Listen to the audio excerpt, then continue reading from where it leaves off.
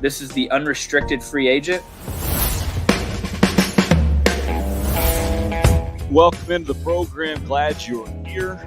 And I just pulled my microphone completely off the table. I think South Carolina's catching Clemson. I really do. Defense, I'm going to tell you right now, they're nasty. They're going to be nasty all year.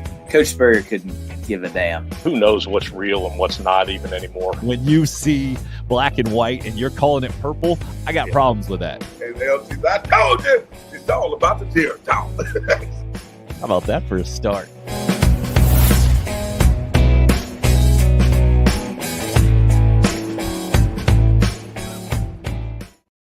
Morning is here. Week 2, almost here in college football. Glad you're here being part of the program. Really appreciate you and your contributions already this morning. DCN 741, bright and early. Anthony in before the show kicks off as well on the live chat, YouTube-wise. Good morning, UFAs. The Tonester off to an interesting start. 29 hours to game time, he says, from the beginning of your show. Wait a second. We start this show at 8. Carolina kicks off at noon tomorrow. That's 4, right? 4 plus 24. I think we're 28 hours away. But I appreciate the effort there. Morning, crew, Craig says. Craig's going to be watching this game live, I believe, for the first time this year. Well, you got the second half after going to the concert, having excitedly bought concert tickets without realizing it was the season opener last week, Craig. Glad for you. Morning, Tim, fellow Gamecocks. Who else is pulling for those Bills like me? How about that? Let's start with that. NFL season kicking off last night. Whew. That got out of hand.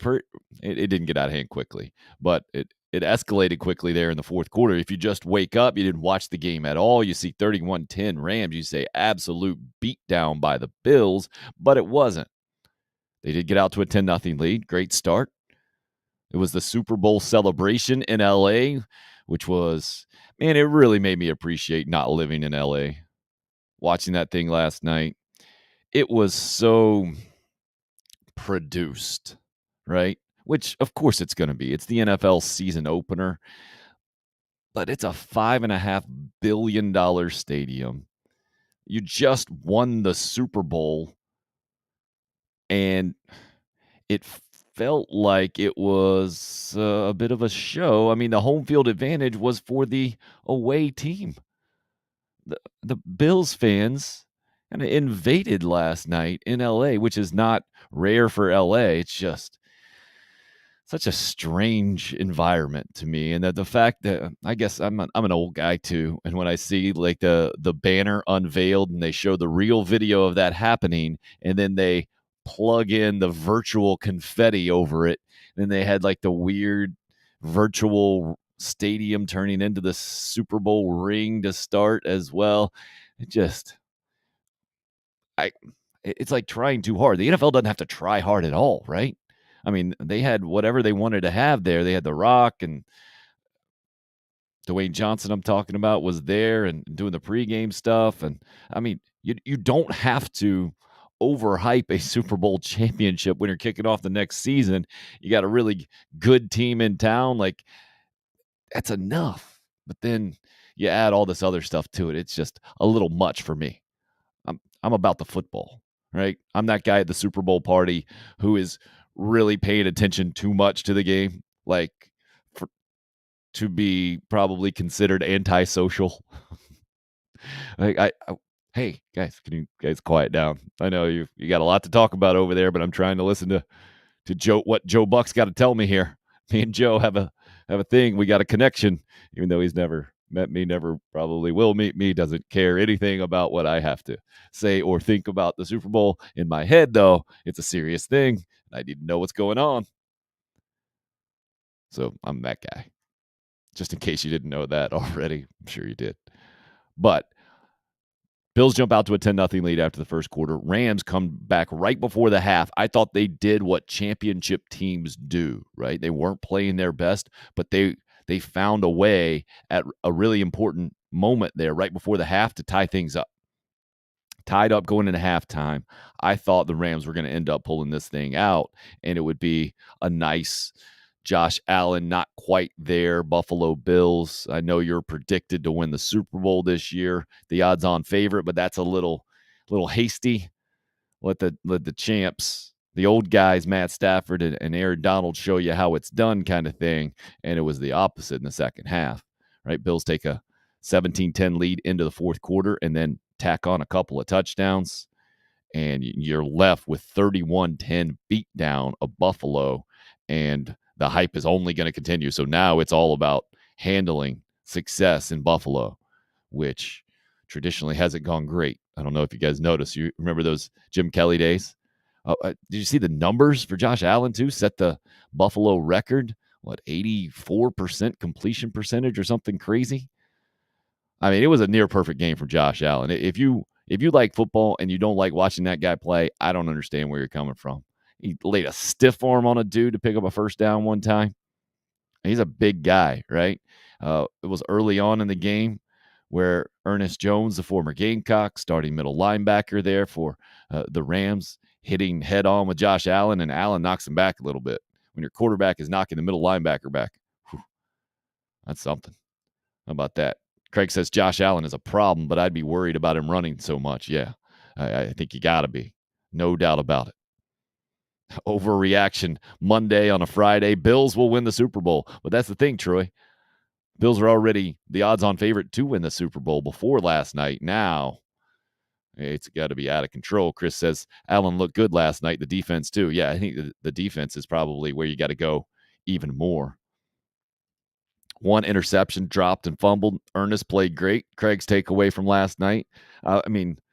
Ernest Jones, he will sum up the Muschamp era for me. I mean, a really good player, gone on already to have a really good NFL career with a Super Bowl championship, starting middle linebacker as a rookie, and I think largely ignored by Gamecock fans because even the defense he played on wasn't even that good, even though he was there in the middle, even though J.C. Horn was the first defensive player picked in the NFL draft, and on that side, just classic Will Muschamp, I think, like finding ways to lose and not to figure it out. Troy, agreed. Josh Allen is a bad man.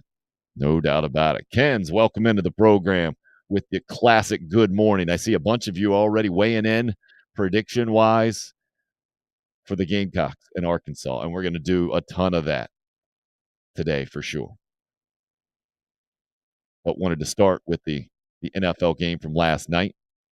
Again, if you didn't stay up late, you didn't miss a ton, I would say, except for the Bills looking really, really good and pulling away at the end and kind of making the defending Super Bowl champs look like they were washed up already at home. Aaron Donald didn't have a bunch of help there, didn't have Von Miller on the edge, and Buffalo did, and it certainly paid off in Buffalo's favor. But one game in the NFL. You're right. No need to overreact and write the whole season. Long way to go. 16 more games for these teams, which I have to continue to remind myself it's 17 now and not a 16-game regular season. Good morning to you, Hope. Happy Friday as well. Noon tomorrow. 8.5 is the spread. Saw Scott Van Pelt's on the Gamecocks. Some national hype for Carolina I think the national narrative is college football is a little wonky. It's weird. You don't know exactly what to expect 1 week from the next. South Carolina did not play well on offense in week number 1. They do have Spencer Rattler. That is the more nationally recognized name, I think, in college football, even more so than KJ Jefferson. And I think some national sway obviously has gone Carolina's way because the line opened up at, I think, at 11.5. At least 10.5 in Arkansas's favor, and things now have shrunk. How are you feeling about that? Let's see. Some predictions, some early predictions. DC, my salty pick. 31-17 Hogs. Yeah, I can see how you got there, DC. I haven't nailed down my final prediction. We'll do it by the end of the program for sure, and probably before then. But that one sounds about right to me. I went 31-20 Carolina against Georgia State just to keep that in mind. So that one got a little bit larger. The differential got larger than I thought it would be. 2 punts for touchdown, 2 punt blocks for touchdowns will do that. Just seems like everybody, Jeremy says, is going against us. Even the fans. I say we come and shock the people. 24-17 Cox. Let's go. Jeremy, good to hear from you, sir. Like that Friday optimism. Now that sounds more like a fan not scarred by too much baggage, completely believing in this team, not putting too much stock in week number 1, especially from an offensive standpoint. Chris going all Forrest Gump on us. College football is like a box of chocolates. Not quite, right? We know that Alabama, Georgia right now, that's the chocolate with the caramel. And that the one that you always like that's the one that always hit for me, right? That's what I was kind of always searching for. Not that the orange one is the worst, isn't it? The absolute worst. Whoever thought of putting orange with chocolate? Like, I like chocolate. I like orange. I hate the orange flavored chocolate. Ugh, the worst. That, and then you get like the pink one in there that's going way too much like strawberry. I haven't been around a box of chocolates in forever. Maybe a Valentine's Day a few years ago. But then I get it, and I see my wife doesn't even like the gesture type thing is nice, but then like you're supposed to eat the chocolates, right? You should enjoy those. Like she doesn't, so that we're 11 years in. That's kind of gone out the window. Got to try to go more, less of the gesture now, more of the practical way. Like, yes, she will actually eat maybe just chocolate covered almonds that I get, the Dove ones. Everybody loves those, right? So go with that instead of the actual cheesy Valentine's box of chocolates. Chris, good advice. Go with the edible arrangements. But again, if those aren't like enjoyed completely, if anything goes to waste there, I'm like, oh, what do we do here? And just the practical part of me is like, it costs how much? How much are they jacking up this price for Valentine's? That's a different kind of rant, though. Today, we're going to do a bunch of college football at large. This week has been shortened because of Labor Day. We're coming off of week 1. There's been so much to talk about and so much to hear from Gamecock players and coaches throughout the week with the Gamecock performance that we got. 1 through 10, how surprised were you by the performance? 1 through 10. Think about it in your head. Get a number. I'll tell you mine. Dramatic sip of coffee, too. I'm only on cup number 2, by the way. Moving a little slow this morning. Appreciate your patience. So 1 through 10, from a surprising standpoint, how surprised were you with the first game performance by Carolina? My number's pretty high, and I need your help. If you weren't surprised, if you're telling me you weren't surprised, I need to understand that. So, not shocked that it was a close game, was surprised several different ways. So, Chris is just going right down the middle with a 5. I'm going to go 8. It was a surprising game in multiple ways. Number 1, A, B, C, D, maybe 1 through 5. South Carolina couldn't run the football against Georgia State at home in the season opener. That was surprising to me. Very surprising. I think Marshawn Lloyd's going to be a good back. No, check that. I think he is a good back. I think the offensive line played about as bad as you could imagine in that game, that you could have predicted. Picks is going 6.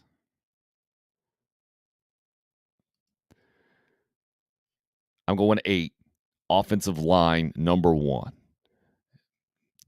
Georgia State was undersized going into that game. A lot like a lot of South Carolina defensive lines have been in the last few years. And what you've seen as a result of that is the other team being able to run the football pretty consistently. South Carolina's the SEC team. You should have got to be able to run the football, man. and they couldn't do it. 2.5 yards per carry, 70-some total yards rushing the football. That's a massive surprise to me in week number 1. So that's high. Spencer Rattler's performance. The numbers weren't too far off from what I thought they would be, around 220-some yards. I thought he would protect the ball a little bit better than he did. I thought it would be 2 touchdowns and 1 interception instead of the opposite. But I was actually surprised. Jalen Brooks, I would put at the top of my list from a surprise. He looked fantastic. And watching the last Welcome Home episode last night, there was more on-field footage, and one of those was slow mode where the ball was clearly behind him, and he goes kind of full extension and makes that play. It wasn't that play that's been replayed all over the place, and Spencer Rattler's getting a ton of pub for or hype for that run where he's rolling out to the right and just kind of flicks it 40, 45 yards down the field. Jalen Brooks makes the over-the-shoulder diving to the sideline catch. It wasn't that one. It was another one where Brooks has to go back, full extension, makes the grab. Tremendous play. So I think he deserves more credit than I thought he did, even watching the game, being impressed by him. Because this is a guy that had gotten a lot of talk, right? The coaching staff, the previous coaching staff was very excited to get him eligible finally a couple of years ago. And then he didn't really do anything and drops a couple. I mean, that's probably the most significant thing about Jalen Brooks at the beginning of his career, or until last game, was that he had dropped a couple of ones where he was clearly open, could have been really big plays. You see that he has talent, and yet he didn't perform, didn't produce. Hoping to see big improvement in the O-line this week? Absolutely. Chris says, I wasn't surprised because it was the same O-line from last year. It's fair, except that same O-line last year helped Carolina 2 guys run for more than 100 yards against Florida. Didn't have any problems at all in the bowl game against North Carolina, a preseason top 10 team last year. Now, I get it. North Carolina gave up 40 to Appalachian State in the 4th quarter to start this season. Chris admits he was surprised with Brooks in game number 1. You got to be surprised with a couple of punt blocks for touchdown, right? You don't see that coming. And other surprises from that standpoint, just the ability that Georgia State showed to run the football was surprising to me, because Georgia State, again, Sun Belt team, should not be able to run the football as well as they did. And I understand most of their yards and success came on 2 drives. And I thought the South Carolina defense played well overall, but I was surprised to see them, especially that first drive, come out and make as many plays as they did. I thought South Carolina would exert its will and control the game much more than they did. And that is where I find it really hard to believe, really hard to put a bunch of confidence in this 8.5 point line, knowing who Arkansas is. And Arkansas didn't play great, I don't think, in week number 1 in their win against Cincinnati, but they beat a good team. They did what they needed to do to get that first win. Craig says Brooks was surprising, but my biggest surprise was Leggett being shut out. I really thought he was ready to break out. Really hope he does this week. Well, that's the thing for receivers, and especially with a quarterback for the first time.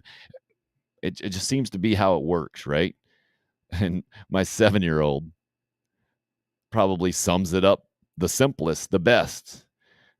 He's got a buddy. He says they got a connection. Right, he's played flag football for a couple of years, and his one buddy can catch. So he thinks they got the best connection in the league. But it does seem to work out that way in college, doesn't it? I mean, go down the list. I'm going back in my head. Todd Ellis and Sterling Sharp. The Robert Brooks in there as well. Steve Tannehill, Zola Davis. Sorry, that's incorrect. Steve Tannehill, Toby Cates. Second cup of coffee. Still working here. Anthony Wright, Zola Davis. Phil Petty. Who we going with there? Jamel Kelly? I think that's right. I think I'm getting it all right. This is going back through the decades, about 30 years. So I'm trying not to get too confused there. Steven Garcia and Alshon Jeffrey, or you go Connor Shaw and Alshon. Maybe it was Blake Mitchell and Kenny McKinley, Sidney Rice. It was certain guys, certain quarterbacks have certain connection with certain receivers, right? That's my only point. Last year, clearly Josh Vann was connected with Zeb Nolan mostly. Josh Vann didn't do very much in game number 1 with Spencer Rattler. It was Rattler and Brooks, Rattler and Wells. And Jaheim Bell kind of mixed in there too. Will be fascinating to see if a guy like Xavier Legette gets in the mix. If this offense can spread the ball around or will find a go-to guy. If Jalen Brooks will be that guy, because he wasn't in game number 1, and that was fascinating. Didn't see that coming. Juice Wells, I think, led the team in receptions with 7. Brooks led the team in receiving yards. DC, the Carolina defense has to hold Arkansas under 20 to give us a chance. The defense is the X factor in this game. Please help me with that. You just have that little confidence in the offense? Is that what you're saying? I understand the logic. I'm not sure I agree with that completely, just because college football is weird. And it is very odd that I think nationally Spencer Rattler is getting more credit, and the national college football fan has more confidence in South Carolina this week than South Carolina fans. There's that baggage thing. Also, maybe just paying much more attention to week number 1 than the average national college football fan. I get it. Through my garnet glasses. That's always an interesting preface. Chris on the Facebook live stream says, I see us winning 28-24. Realistic glasses, I see us losing 31-20. Realistic glasses. Never heard that one.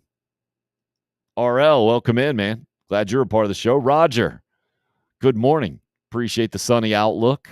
Glad you guys are along here. As you might expect, early predictions, the main topic of conversation on the Friday before Carolina's at Arkansas. Now, again, the national college football fan probably doesn't have the understanding that Gamecock fans do about the history Carolina at Arkansas, how it hasn't gone well. But it hasn't happened that often recently. It's the main reason why the SEC has to change the way it does its schedule. 2013, but the last trip out there, is that right? The last win for sure, where it wasn't even close, and it's kind of the anomaly in this game.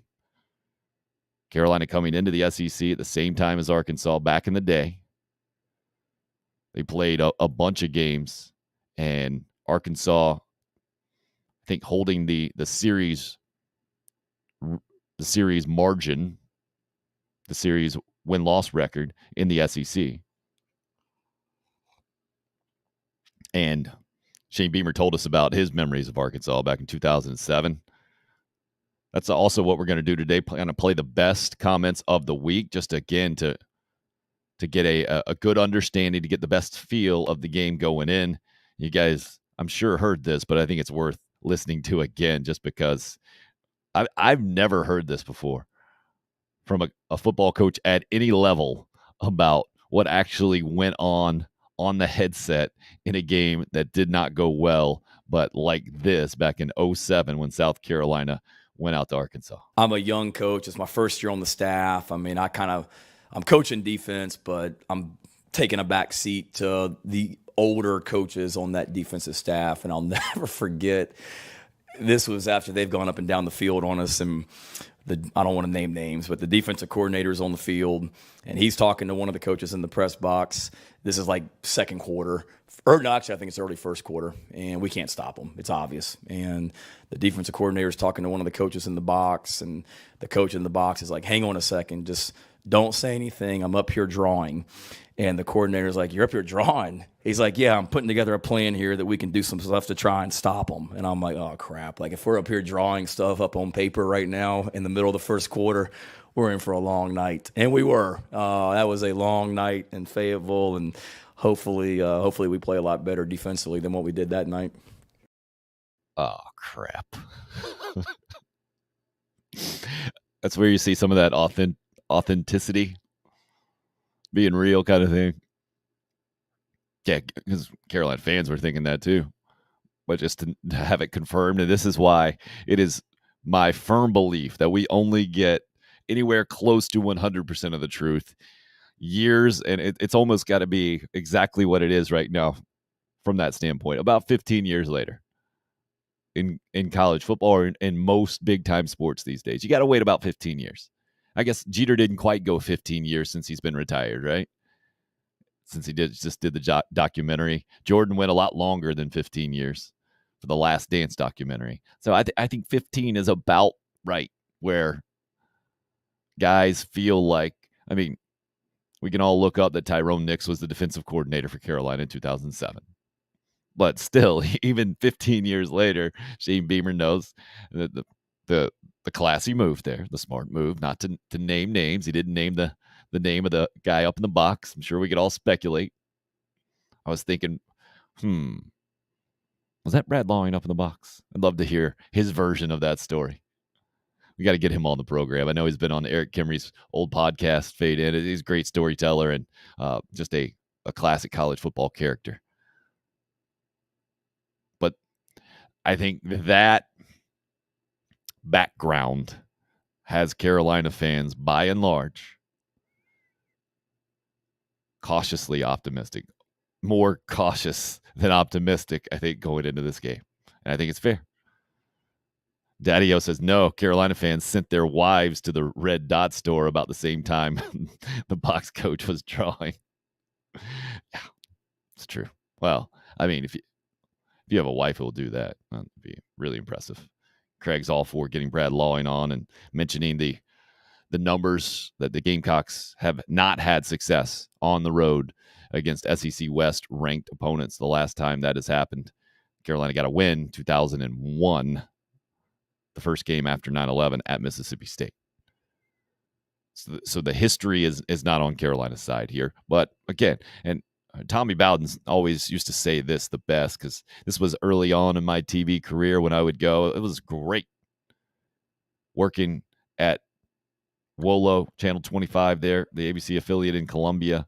It was a great time because Lou Holtz would have his Monday press conference. Tommy Bowden would have his on Tuesday. So I would do both of those, man. They were fantastic. I would go to both and get the whole thing wrapped up. You can't do that.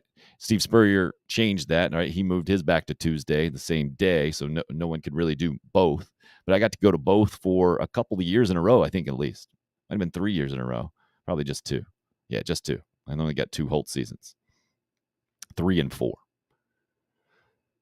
But so early on in my career, I'm how old at that point? 25, 26.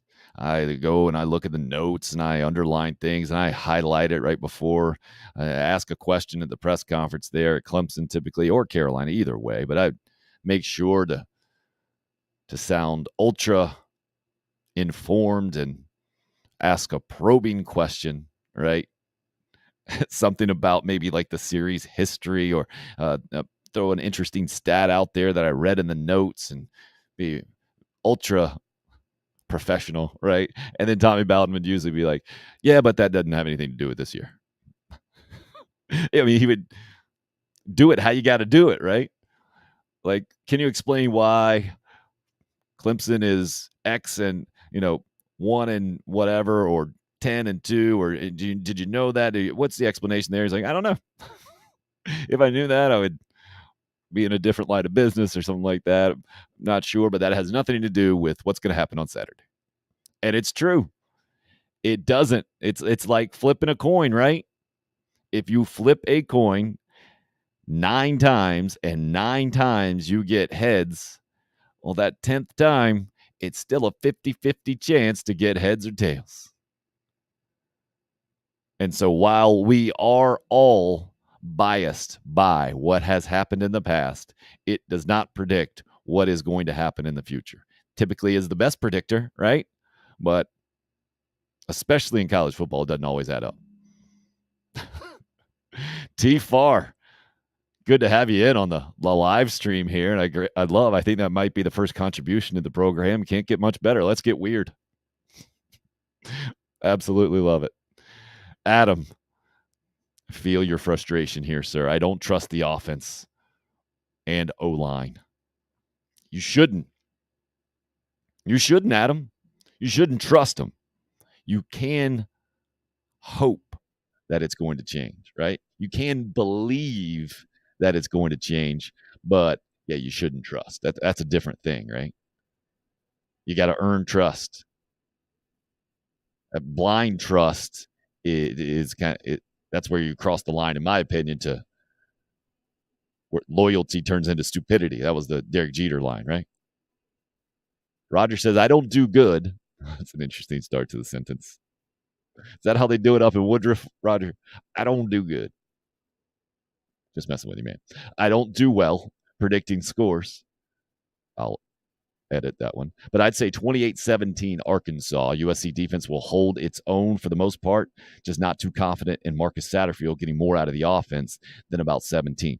Man, this really does have the feel of the Carolina Bowl game last year from that standpoint, right? I mean, if you want some evidence that Marcus Satterfield and the Gamecock offense can step up, shining light. That's it, right? You go there, you go to the Florida game last year. Those are examples of that thing happening. Not a true road game in the bowl situation. So that's where we have yet to see that happen. That's a place where, again, I think this, Perry Orth, and I put it out on social media yesterday, the snippet of his conversation. If you miss Perry on, you can go back, check out his segment from yesterday's show on our YouTube page. Got show segments playlist for you. What he said that I put on social media was that this game is pivotal. It's a massively important game for the season. It can go completely different trajectory if Carolina wins, right? Kind of shot off into the stratosphere. If they don't win, I think it is kind of a tempered type of season, right? Because you're playing the defending national champs next week. Odds of going 0-2 in the conference are real strong. You don't win this game at Arkansas. I would say the odds are that you are going to go 0-2 in conference play. That is what I am expecting. I'm not predicting Carolina to win this game. Yet, I certainly would have told you last year before the bowl game. Nope, not predicting Carolina win, not predicting them to cover. Doesn't look good. And then it was the exact opposite. I would have told you going into that Florida game. Same thing. Doesn't look good for Carolina. I think it was like Florida's like a 19-point favorite or something crazy. And it didn't turn out that way. So nobody knows exactly what's happening in college football. And that is the reason why I love it. That's why I put it at the top. I've always said this about college baseball, is that it's a game where the players are really, really good and really, really talented, and yet not as polished as the major league game. And therefore, it can be more interesting a lot of times because you see things that you think are going to happen, be routine plays, and then they don't turn out to be. You think you know what's going to happen here, but you don't. BW. South Carolina 24, Arkansas 21. Mitch Jeter with a 55-yard field goal for the win. And how about that? We haven't really talked about that.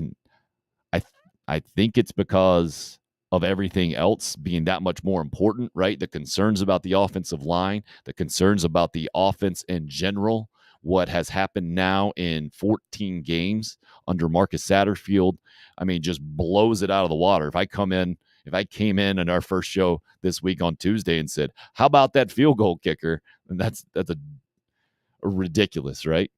But Mitch Jeter was really, really good in his debut as the Carolina kicker. 53-yarder, 50-plus yarder as well. Didn't miss. I mean, it didn't get better. It didn't get better than that. And there was plenty. These things didn't squeak right over the crossbar. They cleared it pretty good. So that's why the BW prediction there. Normally, I would say that's so ridiculous, especially for a guy who's just kicking for the second game ever. Nope. Troy, I triggered him there. A resident Clemson fan. I was talking to Tommy Bowden there. He said he got less out of more than any coach Clemson has had. Best thing he did was hire Dabo Swinney and recommend Dabo to be the head coach, the interim coach there. Yeah, no doubt about it. So, you can feel good overall, right? Can't you get past those years of disappointment because they got you to where they got you? Like, Gamecock fans, I think, will completely change how they feel about Will Muschamp if Shane Beamer goes on and turns Carolina into what Clemson's become. Completely get past it, right? I think they will welcome Muschamp back with open arms, say, hey, man, you laid the foundation. You changed things in the infrastructure that really needed to be changed. And you set the program up for monumental success. Thank you. Like a lot of Florida fans, I think, changed their tune a couple of years after Muschamp left, where Jim McElwain benefited from the recruiting and won the SEC East. I think they massively changed that. I think, Troy, you got to get over that, man. Or you got to maybe just see it in a different way. But you're right. You're absolutely right about what happened. And that's why he was not Clemson's coach, and that's why Dabo Swinney did get the job and had just enough to beat Carolina in that interim season to go on and get the head coaching job. And obviously it's turned into what it's turned into. Oh, what it turned into, by the way, yesterday, 10 years, $115 million. And yes, I had to automatically take a shot at Dabo Swinney when my buddy Mike Gillespie put out the year-by-year earnings, where it's going to be $10+ million per season now moving forward, 8 figures for a guy who infamously said that if players got paid in college football, then he'd have to look at doing something else. Obviously, that's changed, and he's backed off those comments clearly with the name, image, and likeness thing. But 8 figures for Clemson's head football coach after their coordinators have made $2 million each sitting here in 2022. I never thought I'd be saying those words. Crazy to me. But at least now guys are getting paid to play. Let's keep going with your comments. Really appreciate all the participation. DC says hardly anybody without the Garnet glasses has any confidence in scoring points. See, that's the thing, DC. No. Those people who have just watched Spencer Rattler at Oklahoma, and I think maybe I've seen a couple of videos of Shane Beamer or seen him celebrating on the sidelines. Clearly, know Frank Beamer's reputation. The national casual college football fan, I think, does have some confidence in Carolina scoring enough points at least to cover the spread. I have more confidence, DC says, in the defense to take control of the game. All right, that's where I don't understand. Help me out with that one, man. Because that's where I think I'm most concerned about this matchup for Carolina. Georgia State just ran for 5 yards per carry. Georgia State ain't Arkansas. KJ Jefferson is one of the best running quarterbacks the SEC has seen in the last decade. I mean, I made the comparison to Cam Newton earlier this week. Cam Newton is the gold standard, is at the top of the totem pole. KJ Jefferson is a couple notches below, but he's got a chance, man. And again, this is where I certainly am a little biased. I brought up that 2007 game where Arkansas ran all over Carolina. I have seen in recent years the defensive line unable to hold its own against good running football teams. Arkansas is that. South Carolina's defense, they played pretty well in game number 1. They did not dominate the game. If you can't dominate Georgia State, I find it hard to have a bunch of confidence that you can take control of a game at Arkansas. That's how I see that. Jason, morning to you, sir. Great to have the NFL last night. Jason's a big Vikings fan, pumped up. I think pumped up about this season, right? Kirk Cousins is always that weird quarterback, weird franchise guy where I don't think it seems like the ceiling is pretty obvious that, yeah, maybe he can get you to the playoffs, but it doesn't seem to be. It's like the Rams so smart to see it for Jared Goff for who he was. Yeah, he's good enough to take you about here to the playoffs, but you got to find another guy if you're going to do it all, and that's what they did. Chris, that's probably a great way to put it. Mitch Jeter gives Carolina fans one less thing to worry about. Yeah, I mean, I would go even farther than that, right? One more thing to feel good about. The coin flip comparison gives me hope, Teddy D says. It's like the scene in Dumb and Dumber. So you're saying there's a chance. 11 a.m. local kickoff time helps us win ugly, Teddy D says. 20-17. Oh, that reminds me of what Sam Pittman had to say about that 11 a.m. kickoff and how some teams have explained it away as there not being energy in the stadium and it being difficult to get up for. Here's how Sam Pittman reacts to that, or here's his philosophy after hearing that. Oh, I think it's more of an excuse. You know, you get beat and you go, oh, well, it's 11 o'clock and the crowd was – you're supposed to be ready to play where there's anybody in there. The crowd helps you. And that's why I want, you know, well, I don't have to ask the Razorbacks to come out there. They've already sold 70-something thousand tickets. They'll be out there. And they enjoy coming, so they'll be loud. And they helped us last week. But, I think as a coach, you worry about everything. You know, you can worry just because I'm not worrying, you know. And, I mean, you can't. It's weird. But 11 o'clock game, we practiced 6 times, you know, started at 10:15. That's not going to be the reason why we win or lose. I think that's a great way to look at it, obviously. Sam Pittman strikes me as a guy, a no frills, no BS kind of guy where his players know it doesn't matter when, you better be ready to go, right? Because your coach is going to be ready to go. I mean, he's an offensive line guy. The Arkansas program seems to have gotten to the point to where you're not going to sneak up on them. That's not going to happen. Shane Beamer also mentioning that they practice in the morning, and so it should be a pretty easy transition for his team. I think we're all kind of over-analyzing that from the outside looking in. Teddy D, though, I see how you're saying it is helpful. I think it's much better that you play at 11 a.m. local time out there than later in the day. If you had your choice, that's what you take as the opposing coach. Chris, I think it's absolutely true that you got to give Tommy Bowden some credit for Clemson becoming what it became. DC said Tommy made a living beating Carolina. Yeah, that was a weird thing too, right? It's the exact opposite of the early reputation for Dabo Swinney. He improved the program so much, but couldn't beat Carolina. Tommy Bowden had the program kind of middling, but always seemed to have the advantage in the rivalry matchup. Picks. I think the defense is the key. The offense will have to play much better to gain my confidence. What are the odds of a UFA tailgate party in the future, T. Farr says. Good question. I'd say 50-50. We'll see. And maybe a little less at this point. Craig says Muschamp got good players. Jamie Robinson, Johnny Dixon starting for FSU and Penn State, respectively. Plus all the players he left Beamer. Yeah, he did. Daddy-O taking a Clemson shot. Can't succeed in the legal NIL world.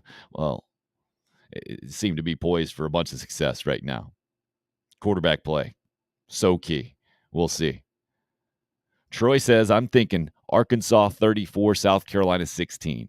And again, Troy, you and I are pretty much on the same page here. That seems like a very fair final score to me. Oh, yeah, Chris. 2007, Darren McFadden, Felix Jones, also Peyton Hillis, I think, in that Arkansas backfield. Sorry. Trying to skip ahead. Rogers going back to Jim Carlin. He benefited from Paul Dietzel's job as AD and the upgrades. The stadium added the West Upper Deck. The Roost was built. He did better than Dietzel as a coach, partly due to Dietzel. History lesson from Roger this morning. Going back to the, late 70s, early 80s. Well done, sir. Appreciate the perspective. That's what this show is all about, keeping things in the proper perspective as much as possible. Craig, I doubt Cincinnati had 2 5-stars and 2 4-stars on their defensive line. These guys need to live up to their hype. Craig, you got to let that go, man. That's so ridiculous. They played in the college football playoff last year. The Cincinnati football program is in a better spot than the South Carolina football program. Plain and simple. And if you're stuck in recruiting rankings, you got to get out of that mindset, man. That's ridiculous. Reality is Cincinnati went to the college football playoff last year. Cincinnati is a really good football program right now. What would the line be right now? Neutral site, Cincinnati versus South Carolina right now. I got Cincinnati maybe 6.5 at the least. Don't you think? 2 5-stars and 2 4. It doesn't matter, especially Jordan Burch is 3 years in now. This is the 4th year in for the other 5-star recruit, Zach Pickens. Who cares? Doesn't matter. A couple of 4-star, doesn't matter. Don't be that guy, Craig, that's talking about all the 4-star guys that are being brought in this year in the trenches and then holding that against guys if they don't turn out to be studs. Don't hold that against kids, man. That's the gross part about the recruiting deal. And DC, love it. When you were hearing Sam Pittman, all you heard was Ron White. He says, if I was blind, I would think Ron White was their head coach. Great call, man. I never even thought about that. He does seem like he could have a glass of scotch over on the sidelines, doesn't he? I definitely can see him being that guy with the cigar celebrating afterwards. And he right, it's a great comp. Great comparison there. Tonester, defense seems in the past to have big trouble when playing a running quarterback. Therefore, I agree. I'm really close with Troy. 34-17, Arkansas over Carolina in this game. All right. Let's go with some examples from last year. Emory Jones was a heck of a running quarterback for Florida, wasn't he? I mean, that was kind of his deal. Trying to think of guys, Bo Nix. Wasn't he the Auburn quarterback last year? Did TJ Finley get in that game? I forget. Either way, I guess Finley's not much of a running quarterback. Georgia State just had a running quarterback. He couldn't throw it a lick. 7 out of 29. I think this is a tunnel vision type of way of thinking about South Carolina football that kind of became the national Clemsoning narrative way too long. I think Gamecock fans have held on to this thing too long as well. Every defense in the history of defenses gives up plays to running quarterbacks. That's why that guy's playing quarterback. So I don't think this is unique to South Carolina's defense. And I think there are examples, like Will Levis can run the football for Kentucky. He didn't do a whole lot last year. There are plenty of examples otherwise, yet you rarely get any credit, right? Yeah, especially if you don't win the game. Like South Carolina didn't win the game last year against Kentucky, or especially maybe if there's not a signature play where a quarterback tries to run the football and the whole defense swarms and sends them back, and then they stop running the ball where it's just really obvious and sticks out in your memory. I think South Carolina, I think Clayton White especially has shown that he and his defense have the ability to contain an offense that features a running quarterback. But I think the mindset is still there. There's a lot of baggage there, no doubt about it. And that 2015 season especially, Josh Dobbs is still running for touchdowns against Carolina, doing whatever he wanted to do late in that game for Tennessee. JoJo Kemp and the Wildcat. Yeah. I get it. I understand it. I think it's a little bit overblown. You got to see it in its entirety and watch other running quarterbacks have success against other teams. Just is what it is. Chris says Sam Pittman is like Coach O, sounding like he's from the state he coaches in. No doubt, man. No doubt about it, Chris. In that he is a perfect fit and also a character. RL going Arkansas 31, South Carolina 20. another prediction of the Gamecocks not covering. Craig says, I meant if South Carolina could hold up against the run, we should be able with our talent on the defensive line. What talent? Everybody's got talent in the SEC. To me, it's got to, Sam Howell's a great call there, Craig, though. Like Sam Howell's he's a pretty talented runner for North Carolina as well. In the bowl game, couldn't do anything. So love the predictions rolling in here and the conversation. To me, it's going to be on the offense to help out the defense. I think you have to have more confidence in your defense going into this game from the South Carolina standpoint. I know that KJ Jefferson and Arkansas are going to be able to run the football to a certain degree, right? Georgia State was able to run the football to a certain degree. They were able to have pretty good success. 200 plus yards running the football, 5 yards per carry. It's pretty good. But their offense was not successful overall. 2 drives, 2 touchdowns, that's it. Obviously, South Carolina would love to take that against Arkansas. If that happened against Arkansas, you win the game. I mean, I know there are offensive issues, but I don't think anybody's predicting Carolina to score less than 14 points in this game. Arkansas is not a juggernaut on defense. They got a couple of guys with some injury issues on the back end. Secondary is suspect. Spencer Rattler can throw the football. If Jalen Brooks is making catches like he did in game number 1, well, you got to think you can make some plays on offense. So, to me, the main factor in this game, the Gamecock offense and its ability to control the football, to match anywhere close to the time of possession that Arkansas has. Now, if you get a couple of big-time plays like that bowl game went where Jaheim Bell breaks loose and goes scores a long touchdown, well, time of possession will be completely overrated, right? You blow that one out of the water, doesn't matter a lick. So you got to get one of the two, right? A handful of explosive plays that lead to touchdowns, or you got to be able to control drives, march up and down the field, and run the ball much better than you did against Georgia State, which logically that makes zero sense that that's going to happen, right? And maybe Georgia State deserves more credit than we're giving them. Maybe they're going to beat North Carolina tomorrow. That'd be something, wouldn't it?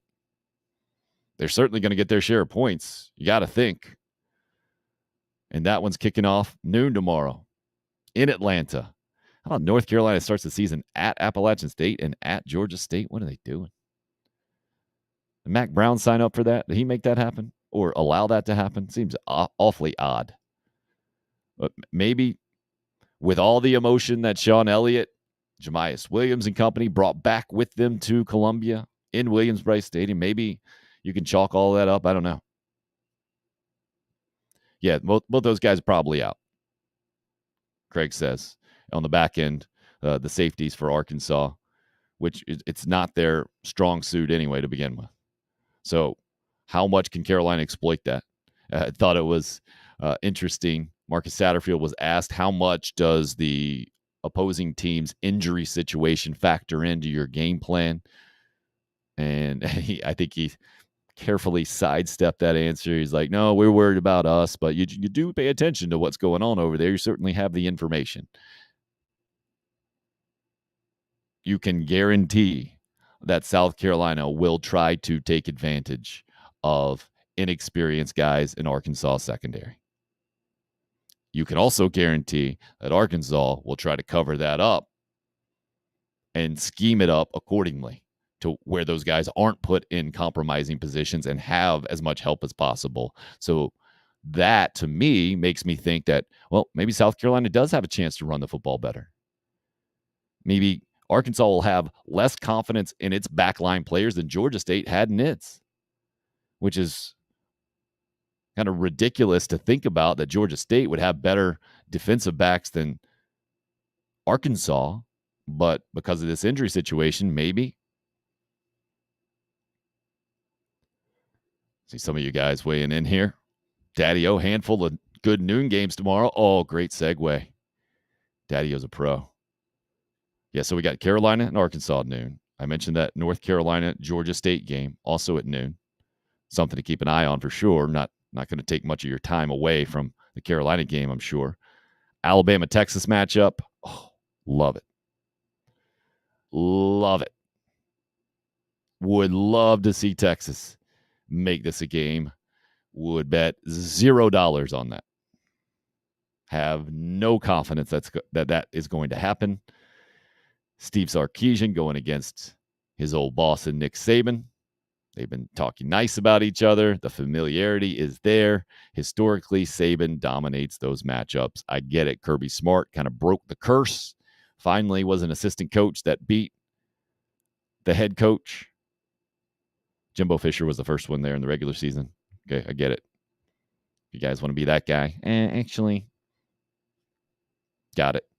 But to do it on the big stage and to do it pretty emphatically there with Georgia winning the national championship, I think goes into that Alabama rebuilding year narrative.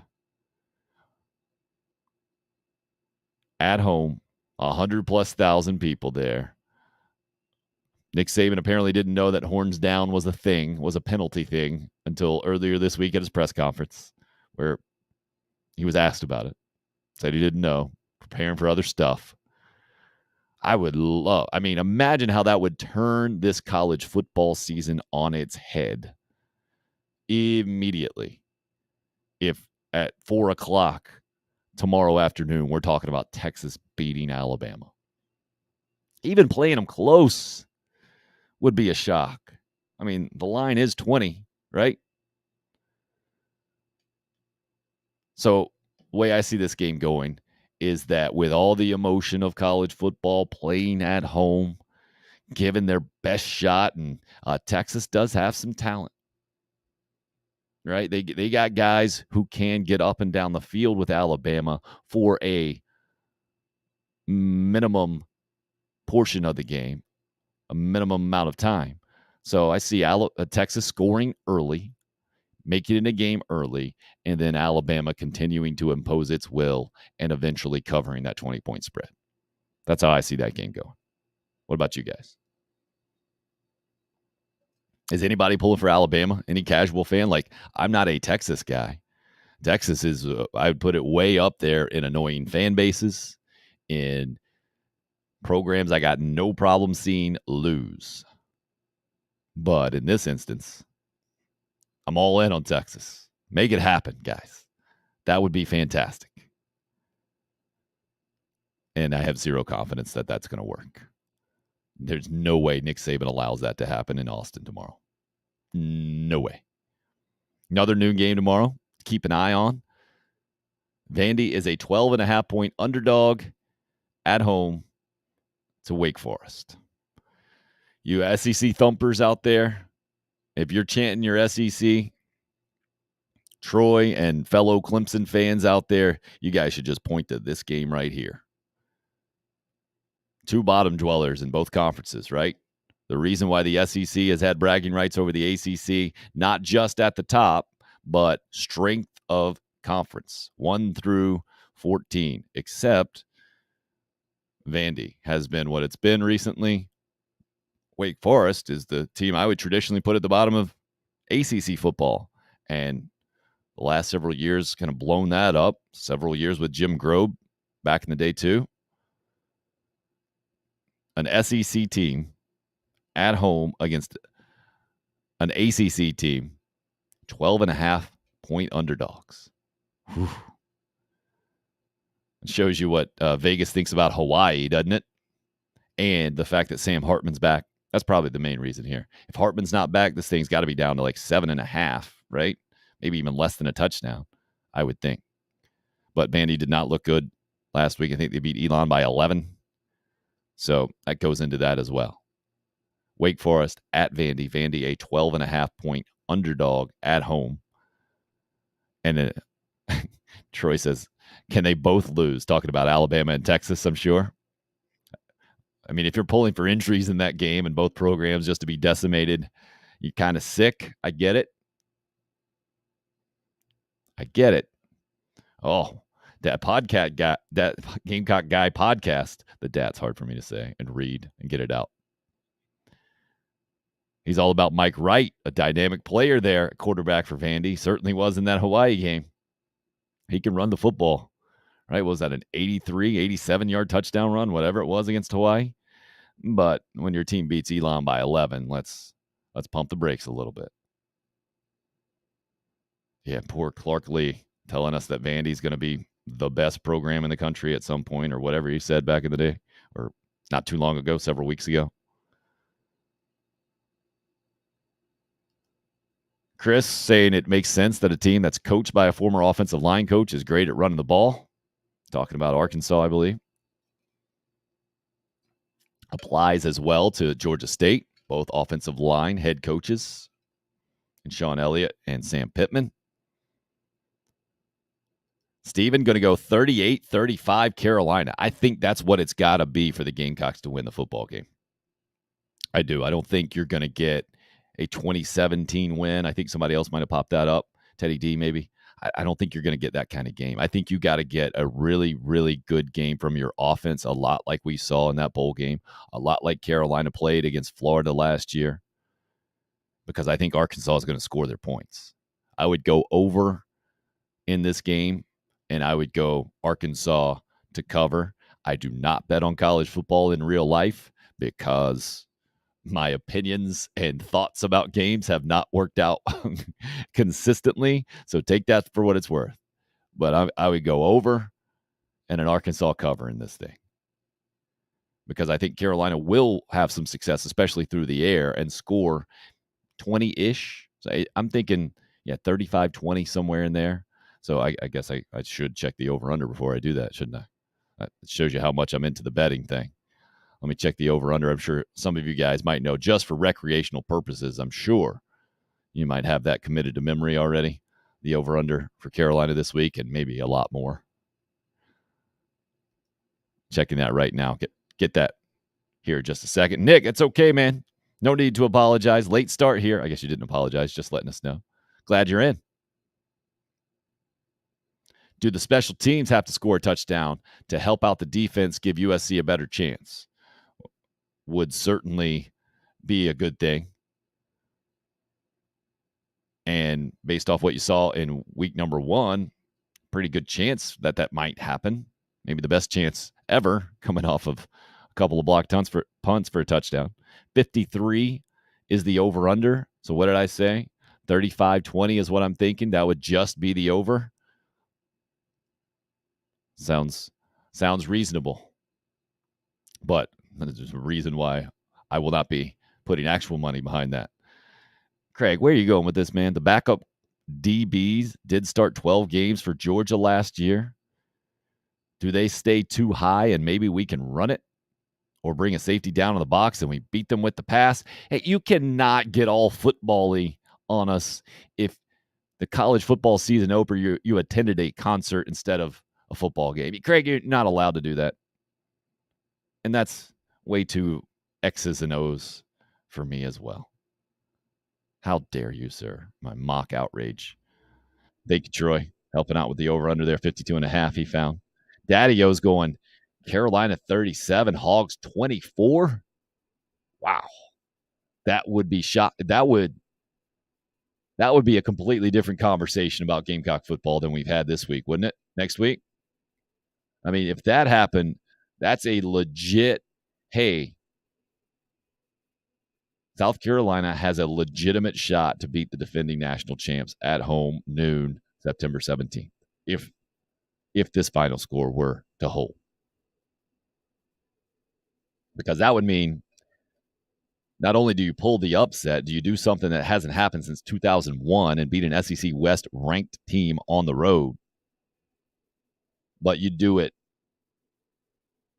in a non-dramatic, relatively convincing way, a 13-point margin. Whew, that would be strong, man. And it's not outside the realm of possibility. Don't get me wrong. I mean, with that bowl game performance, with what we saw against Florida last year, it certainly could happen. In my opinion, it's just not likely. That's all. Yeah, I don't think you're going to get a 7-3 Iowa game like last week, Steven. That's what he's making sure that does not happen. Love you guys weighing in on what you think is going to happen. Quick note, if you're just looking for college football tonight, I think it should be a pretty entertaining game. Louisville is coming off an absolutely embarrassing opener, getting blown out by Syracuse up in the Carrier Dome, going on the road again, the opposite end of the East Coast, headed down to the Bounce House in UCF, and Gus Malzahn and company getting a good game from John Rice Plumlee to start. Absolutely blowing out SC State as expected, 56-10, that final score. I think it was 31-7. Louisville lost in week 1 at Syracuse. This one, only a 5.5-point spread, and I wouldn't touch it at all. If I did, I would go Louisville in this thing to cover. Because you talk about a program that had optimism immediately the air out of the balloon in a massive way. That's what Scott Satterfield and Louisville had happen to them. So I would think a bounce back in a big way, no pun intended there at the Bounce House but is UCF got enough? Clearly Vegas thinks they do. Something that might be worth watching tonight. But back to Saturday's game. So we got those 4 games: Carolina at noon, Alabama, Texas at noon, Wake and Vandy at noon, North Carolina, Georgia State at noon. Quick note, NC State, off of that miraculous lucky win at East Carolina there at the end with the kicker missing the extra point and the field goal. They get to poor Charleston Southern going up, getting a paycheck game in Raleigh against an angry NC State team and a fan base that expected its team to look like a legit threat to win the ACC. Didn't get that at all in week number 1, but did get the win. And now get to feel a lot better about themselves against Charleston Southern. Furman going up to Clemson. I don't think there's much reason to talk about this one. Will only be talked about next week, most likely with the quarterback situation. DJU and Cade Klubnik. Klubnik looking really good in mop-up time against Georgia Tech. DJU ended up, I think, on the whole, looking pretty good. But the first 2.5 quarters was the same old guy that we saw last year. So can he now continue what he looked like at the end of that Georgia Tech game? Or will he go back to looking maybe just better than mediocre, better than average, slightly better than average, but nowhere close to what Clemson quarterbacks have been before him and Trevor Lawrence and Deshaun Watson? Will be fascinating to see. But I don't know how much we're going to learn out of that Furman game. If he plays well, he gets no credit for it because it was Furman. So kind of a no-win situation for DJU as I see it going into that game. And then you won't get much credit the next week either, Louisiana Tech. But Wake Forest after that, another game, another reason to check out that noon game. Sam Hartman's return from a blood clot issue with Wake at Vandy. Interesting matchup here from the Carolina standpoint with what App State did to North Carolina, almost pulling the upset with that massive fourth quarter comeback. At Texas A&M this week. Whew, that's a rough one, right? 19. I'm surprised it's not. I guess that's about right. But I would put my money on Texas A&M covering the 19-point spread. If App State can keep this thing relatively close, I will respect that program that much more. I have respect for it, but I think Texas A&M, Jimbo Fisher has shown that they put away lesser opponents pretty consistently. What is 31-0? I think maybe their opening game score against Sam Houston State, something like that. So I don't think that will be App State staying in that game going to be very difficult, especially after everything they just put in that fourth quarter comeback to not win that thing. That's going to be difficult to get back up for, and the trip out to College Station. Maybe that's a South Carolina bias thing, knowing that the Gamecocks have never won against Texas A&M. 3:30 game that I think most people will be paying more attention to, for sure, most attention to. The highlight 3:30 game tomorrow. Tennessee at Pitt. I love where Pat Narduzzi and company are. Watching that NFL opener last night, was it 3 starters, I think, from Pitt? Obviously, Aaron Donald, the headliner. But Pitt doesn't get the credit, I think, that it might get otherwise. But having been in the ACC and not having ACC championship success outside of last year, not really being that next level challenger to Clemson, easy to ignore. And I guess, being in Pittsburgh and obviously what the Steelers are and not being a college football culture, really easy for those of us, I think, in the Southeast to ignore them or not think much of them. Tennessee being a 6-point favorite, Pitt having won that game in Knoxville last year. Whew. There's a lot on the line here, right? Tennessee cannot convince us in South Carolina, in the SEC, that it's a legit contender in the SEC East if they don't win at Pitt. Very simply, right? Well, I think the gap in the SEC East will be written. We'll get a very good gauge on how large the gap is between Georgia and everybody else in the SEC East this week. Because not only do you have that game at 3:30, with Tennessee being a favorite on the road at Pitt, Georgia just has Samford at 4, by the way. So that should be a non-issue. But you got at 7 o'clock, the SEC got a game of the week outside of Carolina and Arkansas. I think nationally, this is the game of the week. It's the reason it's prime time, right? Kentucky at Florida. And it was, 31 games in a row the streak got to, Florida beating Kentucky, and then they've split the last 4. And Kentucky getting picked as the second team in the East. Florida getting picked as the 4th team, coming off the 6th place finish from last year. But then coming off of the Utah win, Anthony Richardson looking as good as he did. And I think he was the big winner in week number 1 in college football. From an individual standpoint, Anthony Richardson, he popped off the screen, didn't he? Beating number 7 Utah in the swamp, making a signature type play that he did, that pump fake and spin out of, and looked like 2 guys who were right on him, rolling over and just hitting a guy wide open in the back of the end zone. Looked like he didn't look anything like a guy who had only, started 3 games or whatever it was coming into this season. He didn't look anything like that. He looked like a polished player that has next level ability and was the best player on the field. So now you take in Kentucky into this thing. Will Levis supposed to be an NFL type guy that I don't think a lot of us in the SEC are convinced of. They did get a big kickoff return in week number 1, so it looks like they might have replaced some of that Wan'Dale Robinson big play ability on offense that they desperately need. Still without Chris Rodriguez and off-field issues there, their running back.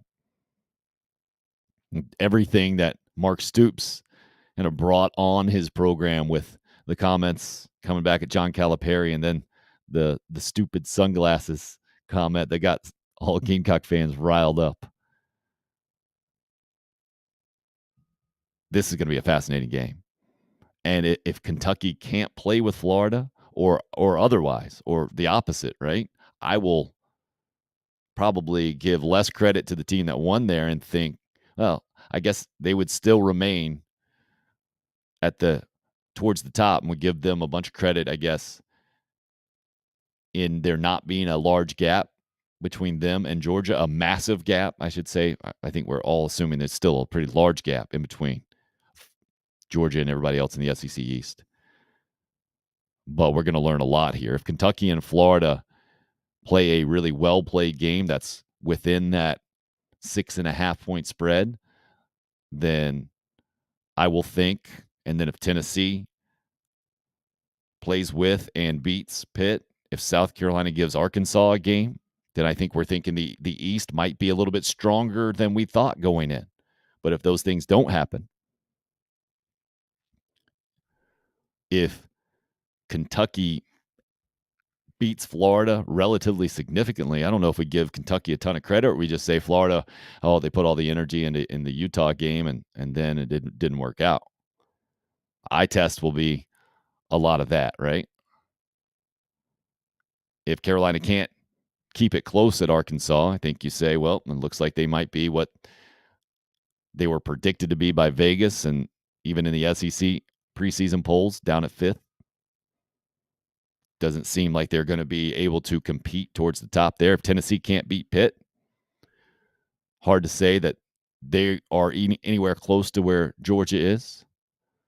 Jason says, growing up in central New York, I watched a lot of Syracuse football. Glad to see the win for Syracuse over Louisville in week number 1.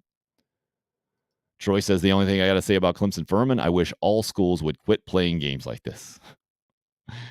Well, that's where we're heading in college football. And that's where the doomsdayers, the ones that say the expansion for conferences and it's just killing college football and fans are getting the shaft and the guys are just running for the money. Well, what about this? What about that trend, right? These games, I think, are going that way. It seems like it anyway. The trend is heading away from games like this and towards better matchups, a Tennessee Pitt type matchup.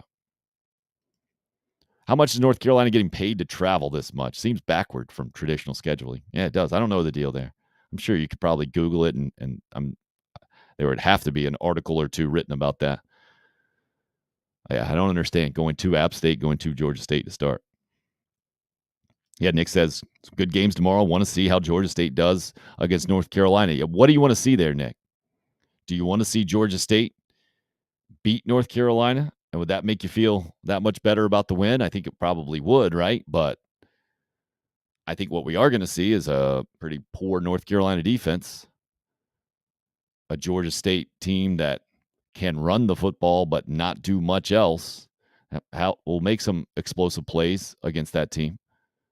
But ultimately, I think we'll see North Carolina win that game. I would imagine 35-24-ish, somewhere in the same realm as the South Carolina score. But Georgia State's back at home. North Carolina's defense certainly seems to be more suspect than South Carolina's, so maybe not.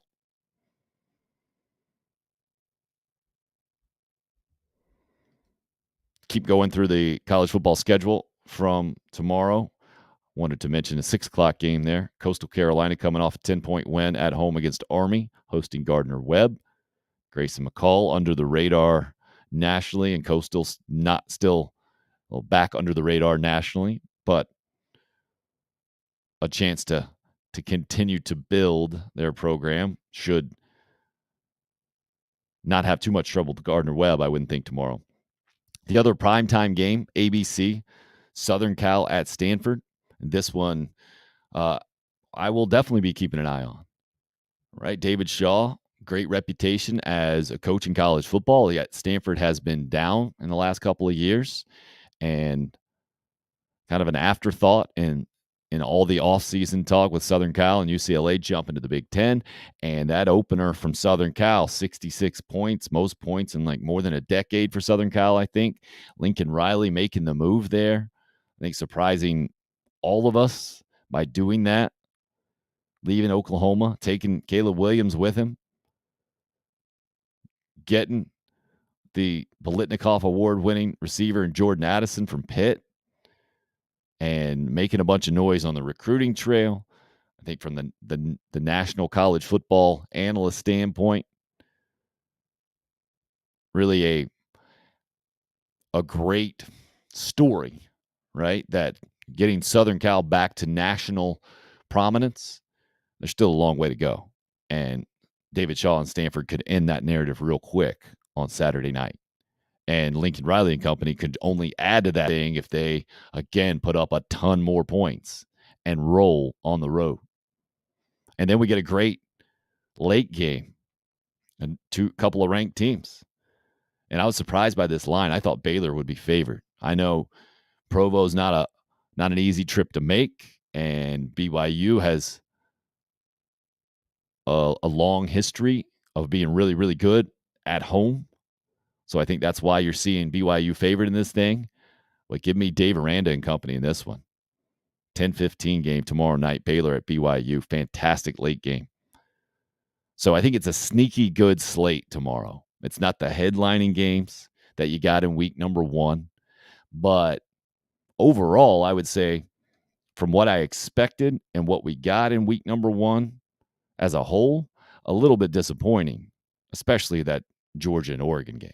I mean, you look at that thing, couple of top 10 teams playing, right? And whew, Georgia, complete domination. Nobody really came out of the woodwork, surprising wise, and pulled the upset, right? East Carolina was there, Appalachian State, they were there, they couldn't get it done. East Carolina and NC State game was wildly entertaining, and so that lived up to the bill. I think the Florida State LSU game on Sunday night with all the intrigue and that drama, definitely the highlight of opening weekend on the field. The fact that Notre Dame at least kept it close against Ohio State, but that game from a scoring standpoint was as low as it was, the 21-10 final. I was hoping for a little bit more. Greedy college football fan looking at all the matchups. The Arkansas-Cincinnati game, I think, certainly lived up to its billing. But this one's got a chance to where it's how it usually is in week number 2, where you get less headlining matchups. But I'm hopeful that we'll get one of those weekends where it can kind of sneak up on you. And it can space out throughout the day where you get consistently good competitive finishes, dramatic finishes in each segment there. The noon games, the 3:30 games, then the 7:30 games, and then also that 10-15 game. I think to me this one really helps solidify the day's schedule, having that late game, where on paper should be a good one. Does Georgia score 70 or more tomorrow? I would take the yes on that one. Playing Samford. Going to any more home games this season? Yep, Jason, definitely going to the Tennessee game late in the year. Outside of that, we'll probably be busy coaching the kids on Saturdays. So I think that's it right now. Yeah, poor Samford, no doubt, Nick. But it could be worse. It could be like Charleston Southern, where the really talented team, a lot is expected of them this season, just didn't play very well and almost got beat the week before. I feel much more sorry for Charleston Southern than I do Samford, even though Kirby Smart is preaching this week. Can't take any team lightly. Sign of a championship team that you guys aren't, by the way. That was last year's team. You got to earn it. Is sticking it to your opponent every single week. Yeah. Oh, how about that? The fighting Ryan Helinski's taking on Duke tomorrow at noon up in Illinois. Another game to keep an eye on.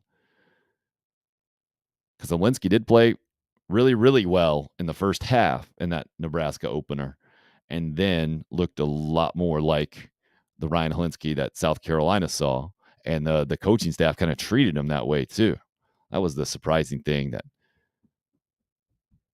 when Northwestern was faced in critical third downs, that they decided to run the ball most of the time and relied on their defense and Nebraska to kind of implode. Probably a brilliant move by Pat Fitzgerald, by the way. Smarter looking now than it was at the time. So I think it's a great slate of games tomorrow. College football, by and large. Is there any game, so outside of the Carolina game, which a bunch of you have already put out your predictions, and I guess I'm going to go 34-24. I'll say 34-24. I'll give the Carolina offense, but I would not go a cover and would go the over. 34-24 will be my final official prediction now that I've talked through it this morning. I think Arkansas will win that thing by 10.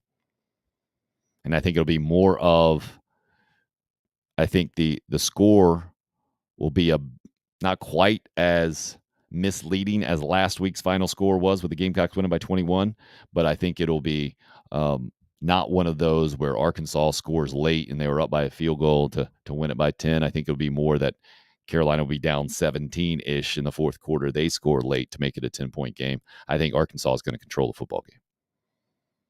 Carolina has to show me otherwise this season, and Arkansas is not North Carolina, right? Arkansas is not in the place where Florida was last year, where Dan Mullen had lost his team. Sam Pittman's got a good handle on that program. And I get it. They got some injury concerns on the back end on defense, but Spencer Rattler didn't exactly come out and carve Georgia State up.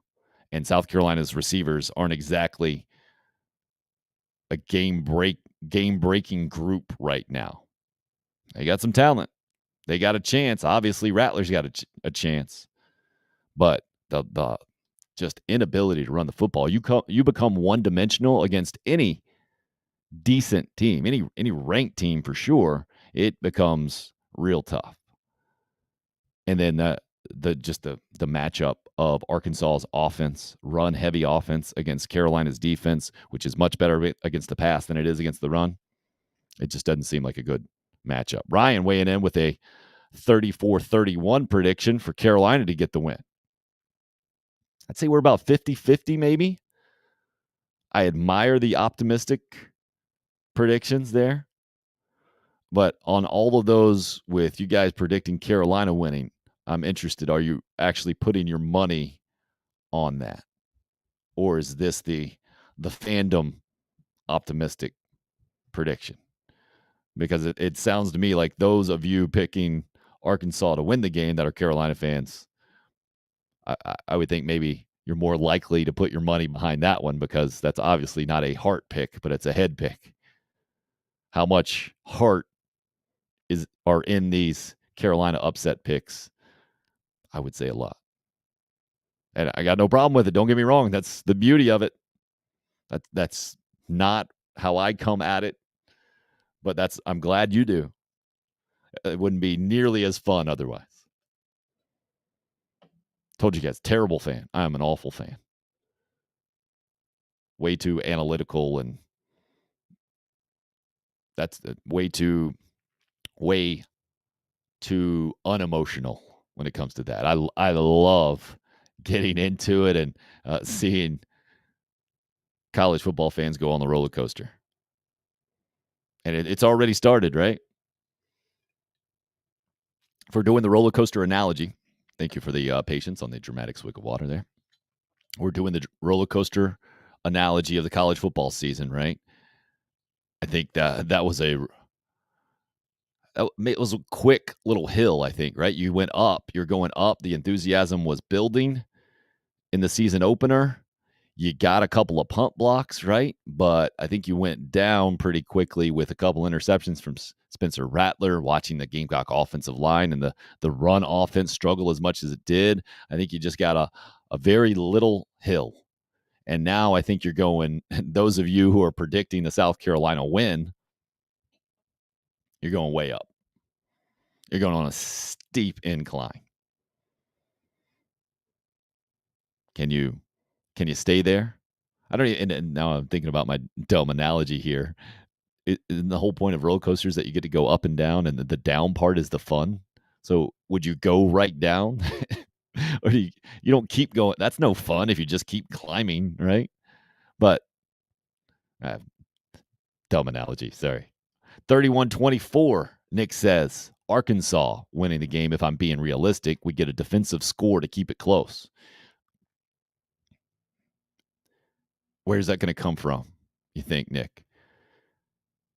To me, this is all about the trenches, and maybe it's the hashtag that's been floating around for the recruiting class of 2023. 6 out of the 8 guys, I think, that have committed. Maybe it's 7 out of 9. I don't know. I'm not the recruiting day in and day out guy.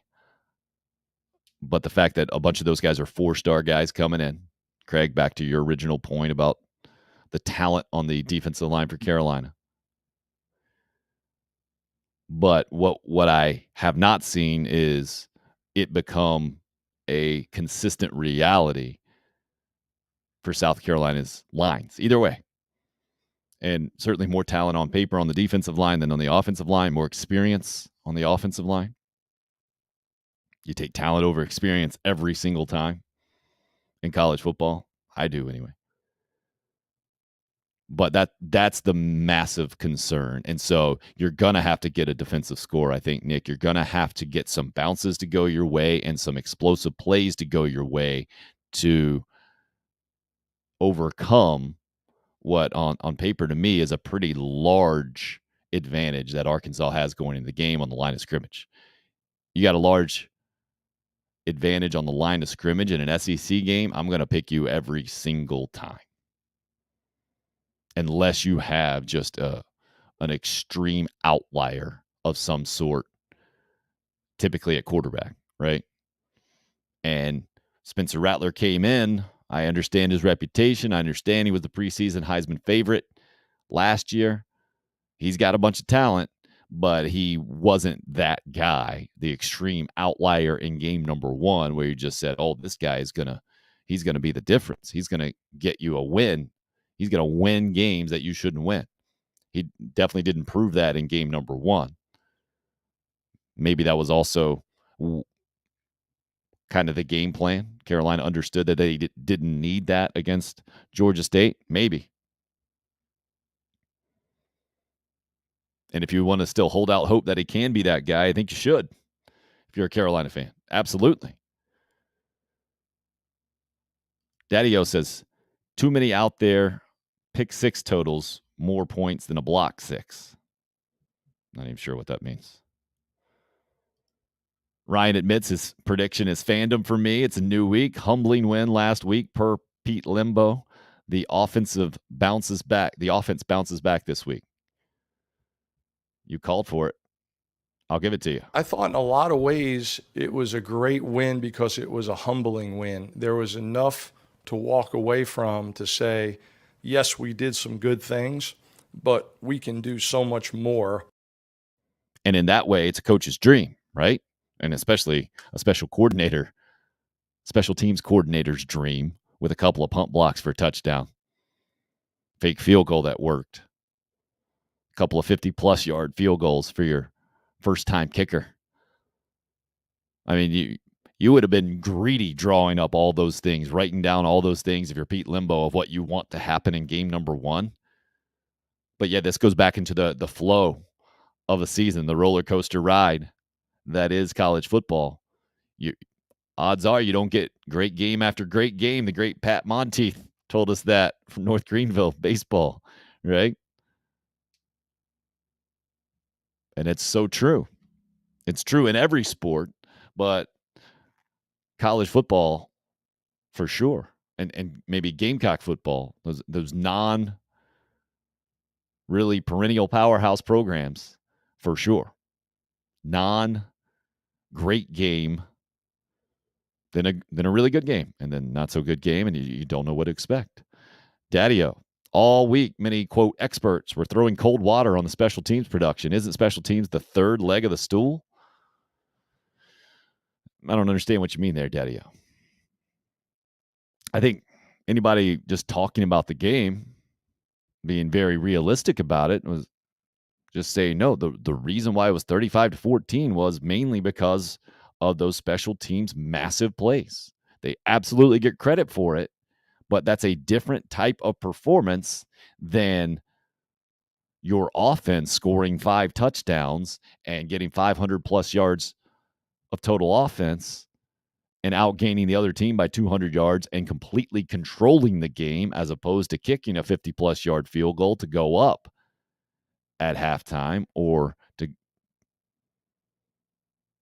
to be down in the third quarter 14-12 against Georgia State. I mean, to me, that's not cold water at all. But I think in its reality, the odds of blocking 2 more punts for touchdowns in a game in the next decade aren't good. Just kind of what it is. I mean, but you got to the credit is there. The production, I don't think it absolutely is there. The the interesting part to me, and this is another one, maybe we'll play another Pete Limbo line here. This is the really fascinating part to me. Let's listen to Pete Limbo, and then I'll get to it here. But he was talking about the success and how he sees it here. And then I'll tell you how I see it after we hear from special teams coordinator Pete Limbo. I love the fact that we are building something here and that everybody involved in our program, because I believe very much like Shane that this is a very inclusive, not exclusive program. We want everybody who wants to be a part of this thing to feel like they're a part of this thing. So we obviously have a head coach who's very easy to get to know and very approachable, and I'd like to think I'm very much the same way. And so if we are building something here that is taking on a life of its own, like Coach Beamer did at Virginia Tech for all those years, then that's awesome. And that makes it all that much more exciting for me to come to work every day, for our staff to be involved with this. And not that I have a lot of time to read a lot of quotes from our players, but our players are starting to really get excited about this stuff. When you have freshmen coming in and they're talking about it, and you have fifth-year seniors who may not even be on it who are talking about it, it's starting to take root, right? And that's what we want. Obviously, that's what you want when you're the special teams coordinator. And of course you want what you just saw in game number 1. But what you don't want as a head coach is for that to be relied upon to win games moving forward. It's just not going to happen. It's just not. Again, Shane Beamer's quote, game plan was, we knew we had a talent and depth advantage going into the game against Georgia State. You don't have either going into the game against Arkansas. You don't have either going into game number 3 against Georgia. You don't have those against SEC opponents not named Vanderbilt. You just don't. I mean, Craig, if you want to get into the 4 stars and the 5 stars and really breaking down the roster per position, every single one, you go through the SEC East. Maybe you say Carolina has a slight advantage against Missouri. Maybe you make the argument, I think it's a bit of a stretch, against Tennessee or Kentucky. But I think you could get out of the weeds and say it's pretty even against Florida as well, right? 2 through 6. That's why 2 through 6, the conversation was, you can almost go into a hat and pick out names. Kentucky, Carolina, Tennessee, Florida, Mizzou. So that's where, if Pete Limbo is that amazing of a special teams coordinator, and Shane Beamer, who I thought it was really interesting in that Welcome Home episode, was shown an old clip of him talking at Georgia, talking about special teams, and he brought up, he was still ticked that they lost to Vanderbilt that week, and he said, I did a not so good a job coaching that week. Well, doing against Georgia State is one thing. And again, a monumental game. You can't ask for a much better game special teams wise. If you go back in the history books of South Carolina football, I challenge you to find a better game special teams wise than what we just saw. Now you got to do it in SEC games, and you got to do it in games that matter, in moments that matter significantly, right? It's not that the season opener doesn't matter, but in the big picture, nobody cared about South Carolina and Georgia State. You're supposed to win the game. Congratulations. I think more concern comes out of that game from a national reputation than anything else. That's what I've been hearing from guys breaking this game down compared to other college football games. Like, yep, struggled offensively in game number 1. Think they might bounce back in game number 2 with Spencer Rattler. Your team should be excited about making big plays. Should want to be a part of that. So what I heard from Pete Limbo doesn't surprise me at all. Yeah, everybody wants to be a part of a successful thing. And the great part about that is that you saw a a guy and a transfer receiver from Georgia Tech who's been in college football a while now, and Amarion Brown score 1 touchdown, and you saw a true freshman quarterback turned safety score the other touchdown for Carolina. You saw Travion Kenyon, a guy who is expected to get some relatively significant playing time, I think, at tight end, been in the program a little while, block 1 punt. You saw Rashad Amos, a guy who is buried on the depth chart from a running back standpoint, block another one. So that's the beauty of the special teams, right? You can be a frontline producer, you can be a backup, you can be an experienced guy, you can be a completely inexperienced guy. It's all about earning your way, and then those guys made plays, and you gotta give them credit. Daddy-O says teams use their strengths to make things happen. I don't care where the production comes from on a week-to-week basis, as long as it comes. Absolutely. But to me, it was a little premature to throw in, and Limbo did say if this thing is becoming anything close to what Frank Beamer did. That is a massive if, right? You got to do it so consistently and in so many high-level games, and that wasn't a high-level game. Roger says history at Arkansas is not good. What you said. With that said, you don't always go the route of history. Yeah, for sure. Common denominator is Fayetteville's a tough place to play, as is the road in the SEC, but it is winnable, no doubt. Roberto's going in on a Gamecocks win, 35-28, his prediction. Oh, man, wouldn't that be a fun game to watch? You get that many points. I mean, think about it. You're predicting the Gamecocks to score as many points on the road at the number 16 team in the country that they just scored at home in the season opener against the Sun Belt team that included 2 punt blocks for touchdown. But we're using logic, and that definitely doesn't always apply to college football. Don't get me wrong. I love it. Part of the fun for sure. What game you picking out? To me, from the SEC standpoint, most fascinating game, easy.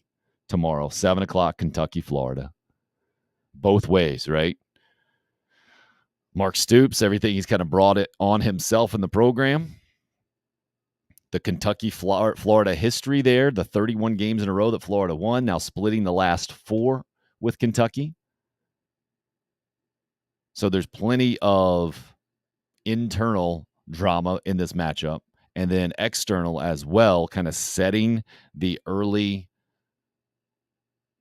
power structure in the SEC East. Florida already did it with their win against Utah, already put themselves up there. I mean, national rankings wise, they're number 2 in the SEC East, right behind Georgia, ahead of Tennessee, and Kentucky's even ahead of Tennessee in the national rankings at 20, Tennessee being at 24. I'm cheating and looking to the side here. Got Tennessee and Pitt. That's the other one for sure. And this is the SEC ACC matchup that doesn't really feel like it to me. Pitt not really feeling like an ACC team. But in the post Kenny Pickett era, surviving against West Virginia, getting that win, I think it's one of the main reasons they're a 6-point underdog at home against a team ranked 7 places higher in the national rankings. But Hendon Hooker in Tennessee have proven to me. Josh Heupel has proven it already to me. They know how to score points, man. I'll be shocked if Pitt holds them under 30, holds them in the 20s. We'll be shocked. Tennessee can score points. Will Pitt be able to score with them? Will we get a shootout in this thing? I hope so. I'm pulling for good college football games. Fun college football games to watch. Jason, I'm too nervous to make a Carolina prediction. Georgia State game spooked me. Go Cox. Fair. An anxious way to go about the college football season, but a fair one from a Gamecock perspective. Crazy things happen, Nick says. Beat Bama, then lose to Kentucky in 2010. Beat Florida, then lose to Vandy. It's what we do. It's not a unique thing to South Carolina, Nick, but those are some unique examples for sure. Maybe the most extreme Gamecock examples. So to me, just enough good games here in week 2, just enough good matchups to really be excited about what we're going to see tomorrow. Also, we're early on in the season as well. If this slate happened maybe like week 10, I'd be like, I might be jaded at that point. But I think Tennessee Pitt is fascinating because Pitt is definitely taking this thing personally. At home, underdog, ACC, SEC, a team they beat on the road last year. But Tennessee has become such a better team and program, I feel like, since that game. They got so much better with Hendon Hooker taking over last year and certainly showed that in the opener, I think. And I'll be surprised if they don't show it again tomorrow. I think this one I might feel the most confident in right now from a betting perspective. Absolutely, I would take Tennessee minus 6 points in this thing. That, and I would take Baylor, and I'd love to get 3 points on the road at BYU. Those are my two. If I had to pick two locks, I had to do my Matt Berry impersonation that they do on College Football Final.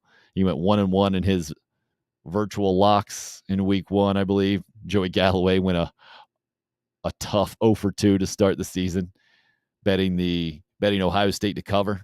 I think it was, or he might have gone the over in that game. I think he went the over in that game, actually, and I forget what the other one was, but I don't think it was close.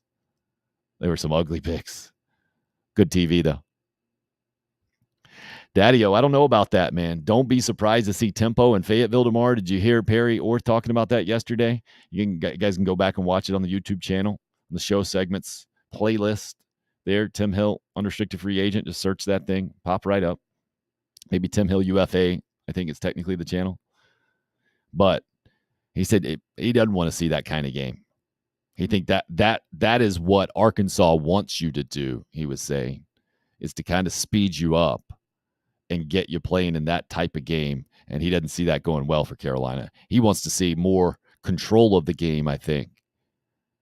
And that's the sell, right? That's one of the things that Marcus Satterfield's offense kind of offers. I think what helps sell Spencer Rattler on coming to Carolina is that you do have more of a pro-style offense in that way, in that you can definitely go tempo and get it going. And we saw Carolina do that to some degree against Georgia State, but also the offense should have the ability to eat up some clock and to run the football and to control the game to some degree. And that's where the offense has to help the Carolina defense tomorrow. Otherwise, come the fourth quarter, there will be very little chance to slow down KJ Jefferson and company on the ground. Because how many times have you seen it over the last several years? The defense plays with maximum effort and really does produce, especially the first 3 quarters, contains the opposing offense. But the Carolina offense can't keep the ball and can't keep their defense off the field. So eventually they're just worn out. And what the Arkansas offense is, they will wear you out and then run you over. So that's the concern I see for that, Daddy-O. That if you do, and I think this Carolina offense probably does play better with tempo. That's the tricky part, is the offensive coordinator, right? And the head coach. How much do you encourage that and know that it could be ultimately not to your advantage, even if you score points, even if you move the football. But the point is to win the game, right? The point is not to play them close. And even though I will evaluate this game based off how competitive Carolina is, if they don't win it, obviously. If they win it, it's a completely different thing. But even if they lose the game, they need to be more competitive, in my mind, to show progress in the program. You can't get down early in this game like Carolina has so often recently on the road. And then what you heard, if you saw that last Welcome Home episode, was Shane Beamer talking to Carolina in the locker room against Georgia State, say, no problem, guys. No need to worry. We're a second-half team. We dominate the fourth quarters. Well, some of that has been when you've been out of the game, right? Tennessee last year. To me, I get it as a head coach. You certainly want to do that. And every head coach ever, I think, in college football has talked about you got to prepare to dominate the fourth quarter. But the numbers have been brutal. I think the road games last year, 62-13 combined, South Carolina first quarter. The opponents outscoring them. And then nearly double that at halftime. You can't be down 17 or more at halftime and convince me that Carolina is moving forward on the same trajectory we saw the program move forward last year. Now, it's a long season, and you can certainly get that back and rewrite the narrative, but I'm saying that's what you need to see. That's what I need to see tomorrow. Number one, be competitive the first quarter, the first half. That's the first step. You can't do that, and you get back and you score some points in the fourth quarter, and the final score isn't embarrassing. Great. That's what we saw last year. That's not good enough, I don't think, for a lot of people where this program is right now. I mean, when 78,000 people show up in year number 2, when your season opener is against Georgia State the same night that number 5 Notre Dame's playing number 2 Ohio State, there's clearly a lot of enthusiasm, energy, optimism, expectation on South Carolina football this year. Support. I should start with that. Clearly a bunch of support. If you want to keep that going, you got to at least stay competitive with the number 16 team in the country at their place on the road, noon, game 2.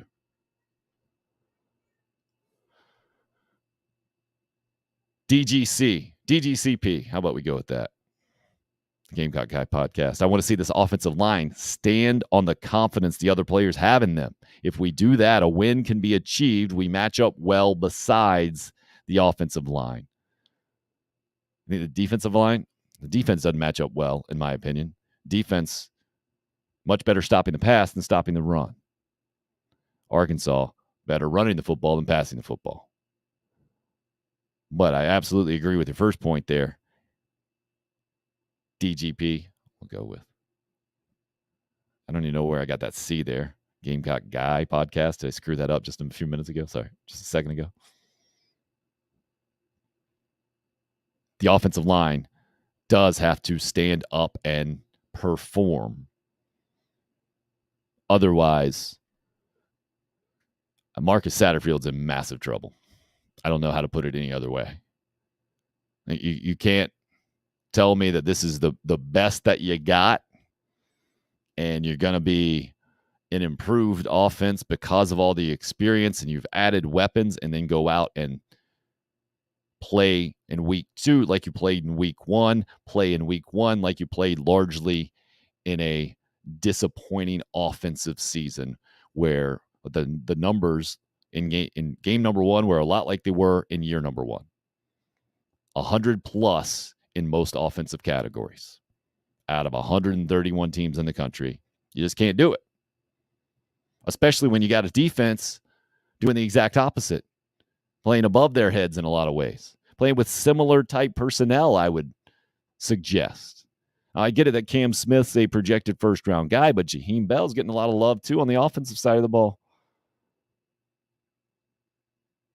I get it. You got a guy like Zach Pickens who's headed to the NFL and is certainly a really talented 5-star type guy in the middle of that defense, but you also got Spencer Rattler at quarterback. 5-star, really talented guy, too. Well, I think it's very fair to say I would give the advantage to the defense overall, but not by much. I think it's a very slight advantage talent-wise, defensively versus offensively on Carolina's roster. The defensive coordinator, what he's done, Clayton White, has been fantastic, I think, with what he's had to work with, the body of work in season number 1 compared to the offense. So that's why I say that. Adam, still bitter that Marcus Satterfield and Greg Atkins, the offensive line coach, were even brought back. And I think maybe if that bowl game had gone a different way, maybe you'd be right, Adam. But it didn't. My buddy Kevin. Good to hear from you, sir. Thanks for joining the show. Look at that beautiful profile picture.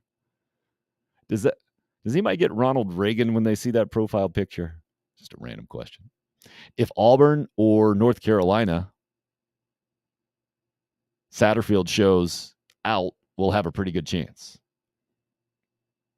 I see what you're saying. So if the team, I would go Florida instead of North Carolina. That Auburn offensive performance, I don't think was near what Florida was, but okay. So if the Marcus Satterfield coached Gamecock team that played against North Carolina or Auburn or Florida, I think is where he's coming from, shows up, then the Gamecocks will have a pretty good chance. Feels too early in the season. He goes Arkansas 28, Gamecocks 17. Again, very fair prediction, I think. So what did I say? I got to stay consistent here. 35-24 is where I'm going. That's where I see Arkansas winning this thing. But good news for you guys. If you hear that, not always correct with my predictions. I don't know if you know that.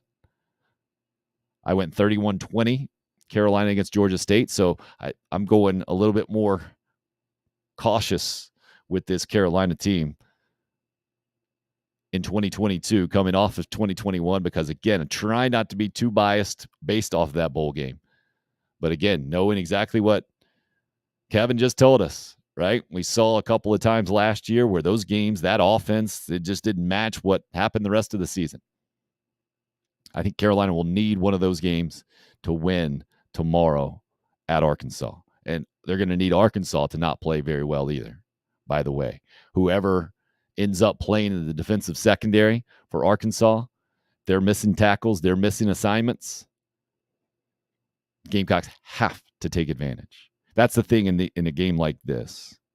You don't have to be perfect when you're South Carolina, but if your opponent, and Arkansas most likely will, give the Gamecocks a handful of chances on offense to make big explosive plays, you got to hit on those.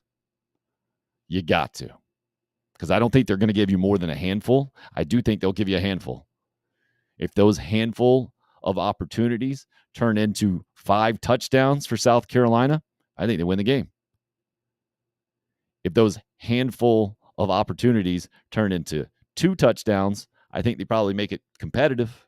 3 touchdowns for sure. If they miss on all of them, it'll be a long day. A lot like you saw a couple of times last year. The Tennessee game specifically stands out to me. I think the talent level is that close to where this is not a Texas A&M matchup. It's not what Tennessee turned into last year. Good stuff, Roger. I don't do good predicting scores. You're right. I don't do great, I'll say. I think I do pretty good, just not great. So I'm certainly not the end-all, be-all. The show today, the end-all, be-all for the week. Let's see if we can get out with somebody else's take other than mine. I think the big takeaway from Shane Beamer this week, a great way to kind of sum things up. We will be better than what we were last week, but we won't be as good as we hope to be. I mean, we're constantly improving on this 12 guaranteed game opportunity, and this is the next step. Bit coaching speak cliche, right? And he threw in as well. Teams improve the most from week 1 to week 2. South Carolina will be better. How much better? Jason, great point. Just football. Love it. Roger says y'all have a good weekend. Hopefully it'll be pulled pork instead of barbecue chicken out in Fayetteville. Solid barbecue analogy, sir. I think we're going to be chucking the ball down the football field tomorrow, Chris says, exploiting those missing safeties. Nick continues to be the tight end guy. I love it. Austin Stogner will lead us to victory. To Valhalla we ride. Beautiful. DG. I'm just going down to DG now. We've seen this offensive staff have them ready to play with a good game plan a few games, but somewhere it got to click in his mind. Somewhere it's got to click in Marcus Satterfield's mind what needs to be done to attack an opponent and their weakness and play to your strengths. Deep stuff there. DC, a little less deep. Happy weekend, everybody. Go Cox. Chris, hope everyone has a good weekend. Go Cox. Thank you guys for all the participation today. Hope you love the football. We're going to love the football. Rate, subscribe, comment, and all that stuff. If you can help out the podcast, click on the old thumbs up on the YouTube link, I guess, or wherever you ingest this thing. If you're checking out this thing later after the live stream via podcast, it is much appreciated as well. Feel free to hit me up anytime social media wise. Send anybody my way. It is football season, and it is so much fun. You guys help make it that for me, and it is greatly appreciated. And that'll do it for today's edition, September 9th, Unrestricted Free Agent.